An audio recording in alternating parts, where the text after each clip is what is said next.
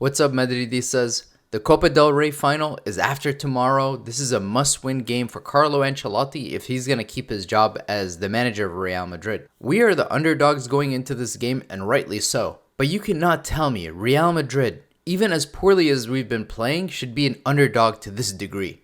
It seems like Barcelona is somehow our kryptonite.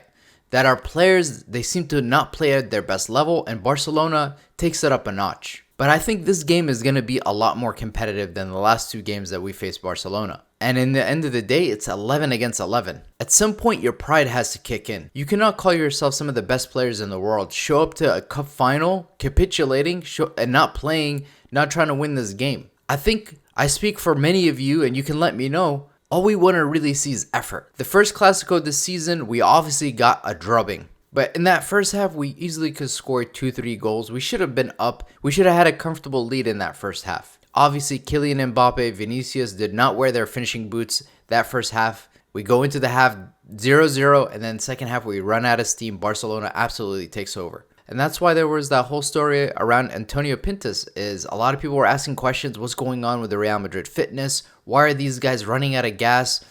We're so used to Real Madrid making remontadas, but it's just not been the case this season. It seems like the team, if anything, starts off better than they're finishing games. We seem to run out of steam. Whereas in the last few years, it was really at the last 20 minutes of the game where we were really taking over and destroying teams.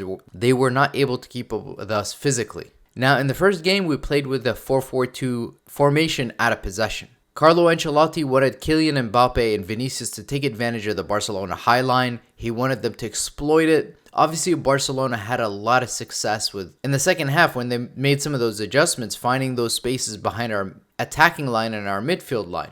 And one of the biggest things in the first game is the timing of the runs behind the Barcelona backline from Kylian Mbappe and Vinicius. Of course, this was a time where Mbappe was, in low confidence. He was not timing those runs right because he wanted to make sure he was beating the last defender. But now Kylian Mbappe has made strides. I believe he's going to start this game. I don't think Endrick is going to get the start because Mbappe did suffer that injury, but it looks like he's going to be ready for the cup final. But let's not forget, Mbappe actually does score a goal in that first Clasico in the first half, but it gets ruled offside because he was slightly offsides. But the thing is with Barcelona is they seem to hang on to the ball. Some of our players then move out of position. We try to press the ball a little high up the pitch, and we are then left vulnerable with a ton of space behind our midfield. Carlo Ancelotti tried to fix that in the second leg. He tried to play in a different formation. He tried to play in the second game with a 4-2-3-1. And I think Carlo Ancelotti tried to do that in the second game because he wanted Jude Bellingham pressing that ball a little higher up. Part of what was hurting us against Barcelona was the fact that they were finding their attackers behind the lines. Of course, there were some goals that straight up capitulation, lack of physical ability, like the goal against Lucas Vazquez where he just simply could not keep up with Rafinha.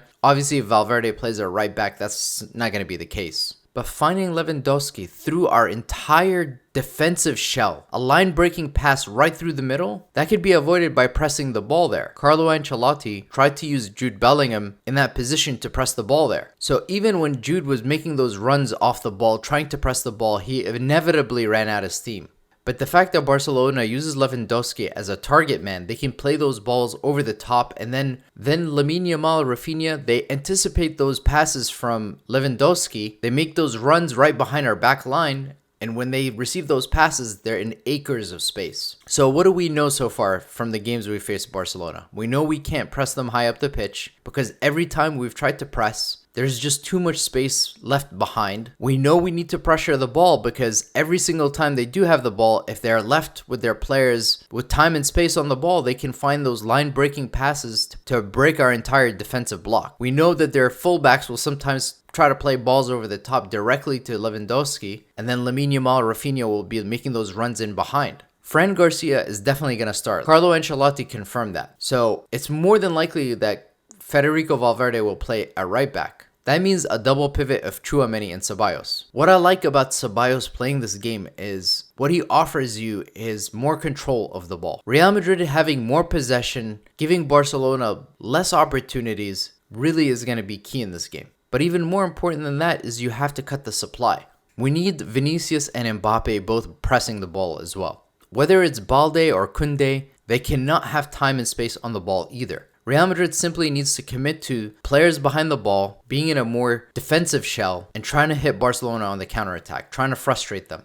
Of course, we cannot sit in a deep block and defend the way Atleti can, or Arsenal can, or some of these other teams across Europe, because that's simply not the profile of this team. But the only way we're winning this game is not if we try to go toe-to-toe with Barcelona and try to outplay them. We can't press them high up the pitch like I already talked about because we leave too much space in behind. But we need to commit to a collective defensive effort. This could very well be the last game that Carlo Ancelotti is the manager of Real Madrid, and I can't believe I'm actually saying that.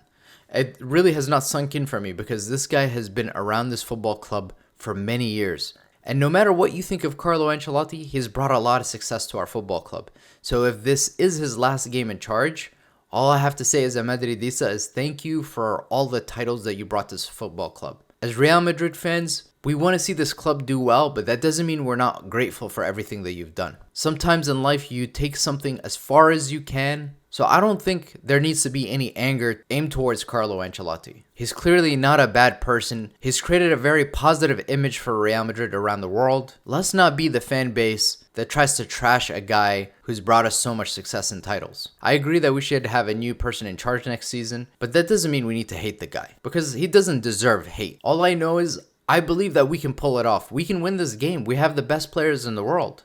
All we ask for them to do is to fight for the jersey and try to play this game to win. Because if they do that, of course they can beat this team. I've seen some YouTubers say things like, let's forfeit this game, let's not play it, and things like that. And to me, that's such a disrespectful thing to say about Real Madrid. If you're a Real Madrid fan, how could you say something like that? You just want to capitulate and just bend the knee to Barcelona? Is that where we're at? I don't care if Real Madrid is in 15th place. We're never going to say something like, let's forfeit this match. In the end of the day, Real Madrid is simply the greatest football club in the world. And no, we don't want to forfeit this game. We want to win it. We haven't been playing our best, of course. Barcelona has been playing better than us. They beat us the last 2 times, but that doesn't mean that cannot change on Saturday. Let's turn the tides and actually win this game. But at least let's get one sort of silverware in the cabinet. The truth is that, yes, Barcelona has been better than us this season, but I want to strike a psychological blow to these guys. Because they're talking about a treble, and we can destroy their dream of a treble on Saturday. We cannot allow them to win a treble. It is literally in our hands to stop this from happening. It's like a terrorist attack that you can stop from happening. You have a responsibility. That's all I got for this one, guys. Thank you for watching, and Hala Madrid, let's hope we can pull it off.